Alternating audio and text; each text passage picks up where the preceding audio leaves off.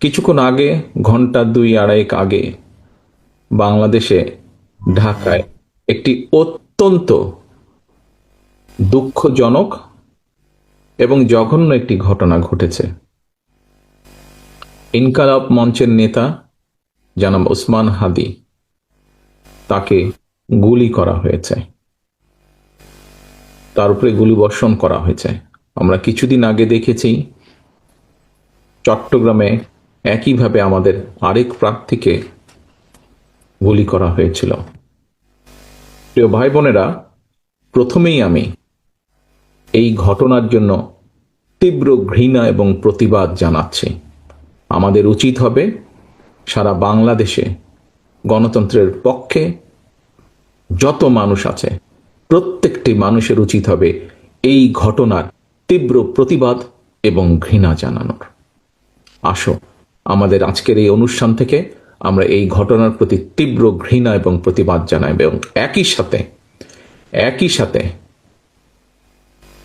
BNP এবং ছাত্র দলের দায়িত্বশীল একজন কর্মী হিসাবে আমাদের দায়িত্ব হবে প্রশাসনকে, যারা এই ঘটনার সুষ্ঠু তদন্ত করবে, তাদেরকে আমাদের অবস্থান থেকে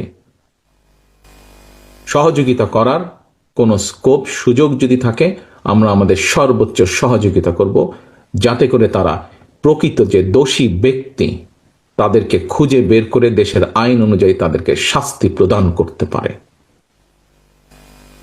প্রিয় ভাই বোনেরা,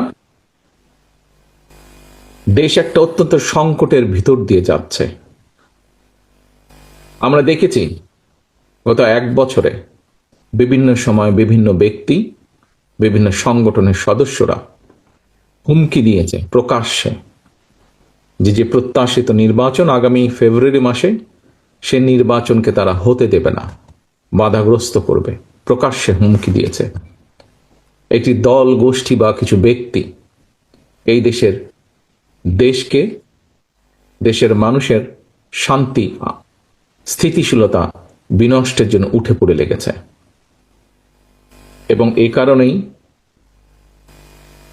বাংলাদেশ জাতীয়তাবাদী দল এবং একই সাথে যারা বাংলাদেশের অস্তিত্বে, স্বাধীনতা, সার্বভৌমত্বে বিশ্বাস করেন, দল ছোট বড় বিষয় না, যারা বাংলাদেশি জাতীয়তাবাদের অস্তিত্বে, বাংলাদেশের অস্তিত্বে বিশ্বাস করে, সবার আগে বাংলাদেশ, এই নীতিতে যারা বিশ্বাস করে, আমাদের প্রত্যেকটি দল, প্রত্যেকটি নেতা, প্রত্যেকটি কর্মী, প্রত্যেকটি মানুষকে আজ অতীতের যে কোনো সময় থেকে সবচাইতে বেশি ঐক্যবদ্ধ হতে হবে। কারণ